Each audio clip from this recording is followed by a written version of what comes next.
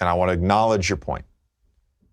You still have to be a basketball player. Thank you. You still have to read the game. That's all. You That's still all have I to ask. understand That's all I ask. time and score.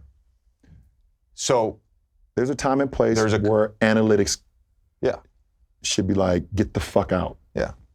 Okay? There was a coach that told me this year, he's like, he talks all the time about like managing the game. And he's over there and he's looking at the box score during timeouts. And he's looking at how many threes have we made and attempted versus how many threes the other team has made and attempted. What is their star player shooting from 2? Mm-hmm. What is the time and score? Do I need to double? All of these things are being like equated or calculated in real time. So there is some game management involved. It's not just like. So you're telling me I need to shoot more threes? Is that what you're telling me? You're doing fine. You're doing fine.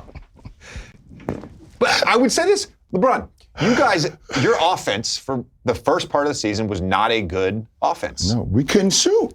The second you started making threes, you became a top 5 or 6 offense. But we always said, like, the law of averages is going to even itself out. The first month and a half, 2 months, we couldn't hit the side of a fucking cow's ass from 3-point.